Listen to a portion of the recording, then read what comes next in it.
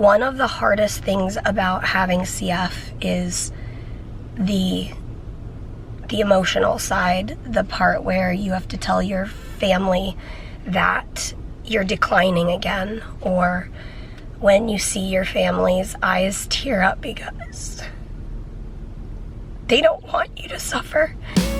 Don't you think we're better together?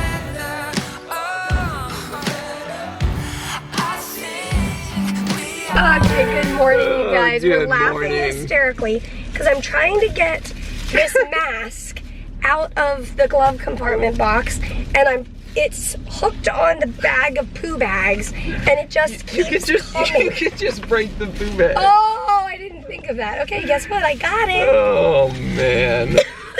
We are almost to the hospital. We're just pulling up right now. We're just getting lung function test and I think blood work, dropping off some mucus. I don't really know what's going on. It's taking a lot of coordination to get the plan for Mary's treatment figured out, but for now we're stopping in here and doing these tests and we'll go from there. Yeah, wow, so many people. All right, we're going in and we'll see you in there.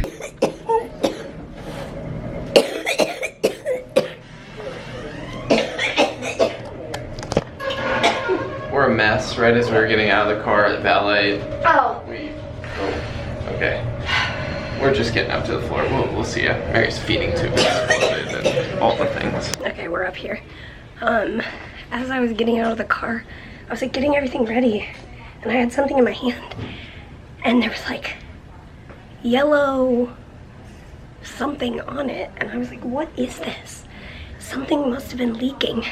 And like the guy was about to take our car, so I had to like get out and get ready and leave. And then I looked down and there's like nastiness on my pants. The feeding tube had this part came out. And so like my stomach acid was like draining out of me. Nasty. But anyway. You know it's bad when the front desk lady and one of your nurses stops to see if you're okay. Usually I come in, I get into my room, whatever, but I was just trying to catch my breath out there. And like, two people were like, Mary, are you okay? I couldn't really talk, so I couldn't really answer them, but it was really sweet of them to check. Holy moly. Do I look like I just worked out? You did. There was much coughing, and she did PFTs. Goodness, why is that so difficult? Yeah. It's funny, when we were in the car before we got here, I think my mind was like preparing to do PFTs, and my body like slowed down, and I was like I was like playing it in my mind or something. Did you do that before pole vaulting? Yeah. So PFTs are down a little bit, but pretty much the same as last week, but still significantly lower than a month ago. Yeah.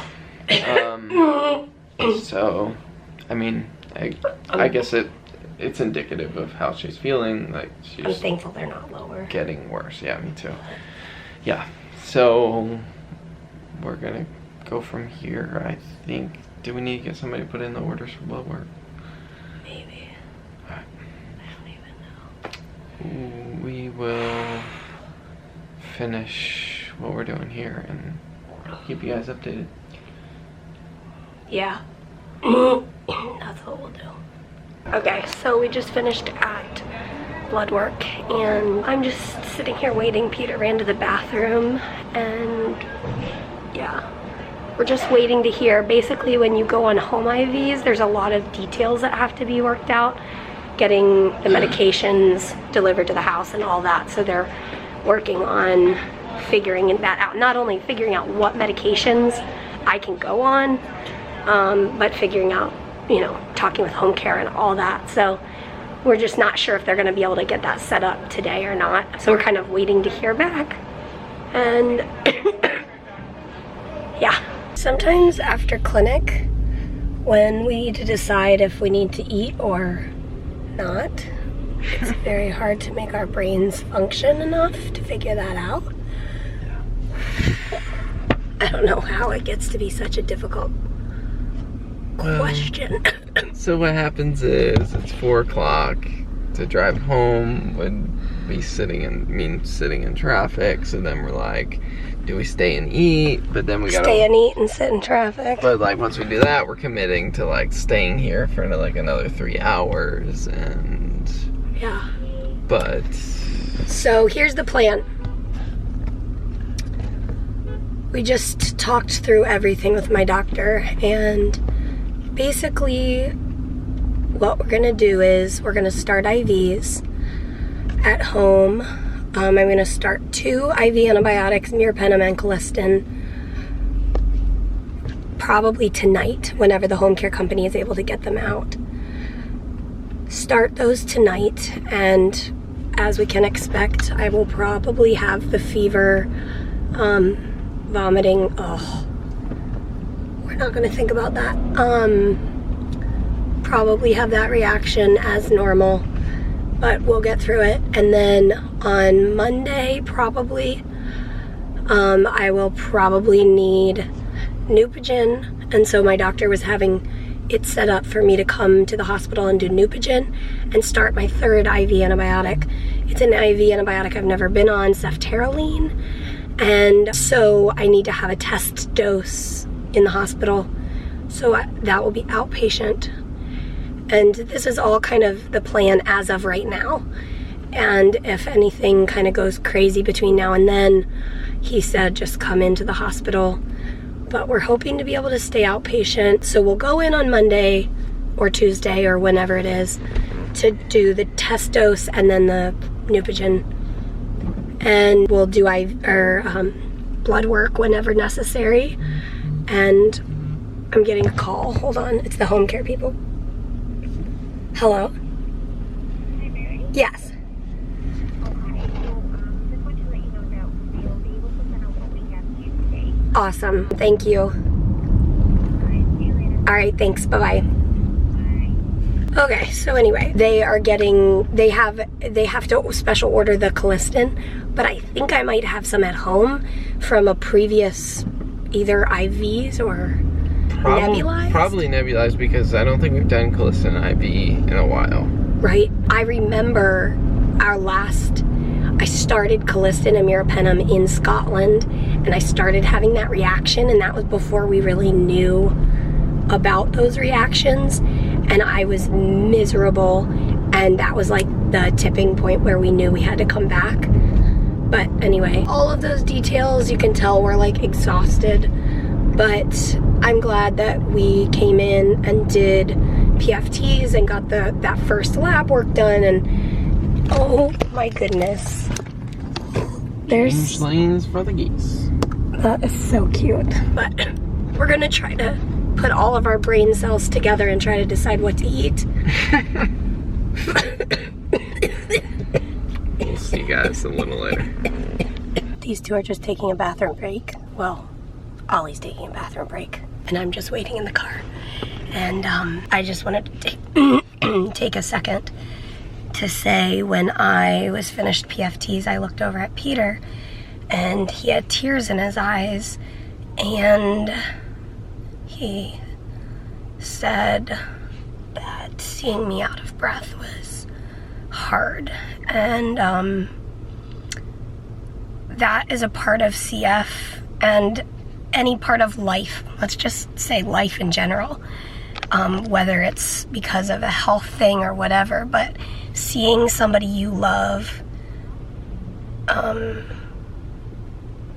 suffering is hard. And one of the hardest things about having CF is the emotional side, the part where you have to tell your family that you're declining again, or when you see your family's eyes tear up because they don't want you to suffer. And the actual, like, being out of breath, like, that's hard, but knowing and watching your family in pain, like, it's hard to explain. I know that a lot of you guys know what I mean, whether it's CF or cancer or any other health hard thing, whether you're watching somebody go through it or you're going through it yourself. I'm sure that you know what I mean. It's hard to put into words, but life is messy, and there's no guarantees that life wasn't going to be messy. It's a given. And so we walk together, we walk through things, we watch our friends and family go through hard things, and we walk with them, and we keep walking. We keep trudging through the hard things, and we find things to smile about. So that's my thought. I just went and got burgers for us from Tasty Burger, and I was in there, and the people in front of me was like a mom and a little boy, and I guess they blow up helium balloons for kids and give them to them. And so they gave this boy a helium balloon, and like 30 seconds after he got it, he let go and it went to the ceiling. It was on like a string that it was kind of twirled up, and so nobody could reach it. But I jumped up there and grabbed it for him, gave it to him. And then I'm ordering, and this is like probably a minute later, I feel a tap on my back. Oh. It was the little boy, and I look down, and he's standing there, and he just points at his balloon up on the ceiling. So I walk over, and I jumped up and got it for him. It was pretty funny. That's hilarious. Yeah. That's funny. This is how you redeem a tricky day. Right here. With Tasty Burger? Tasty Burger is the cure. It is really good. So good. And I was feeling like, how could we possibly make this into a date? Like, I was not feeling dateable. Like, I don't know how to make this feel like a date. But all of a sudden, get a parking spot. Because going in there sounds really overwhelming and dreadful. Get a parking spot. Have a Tasty Burger, and make the most of what you got. So, that's what we're gonna do. Yeah. And cheers to you. Cheers. And, as always, we will see you tomorrow. Good night. Good night, you guys. Good night, you guys.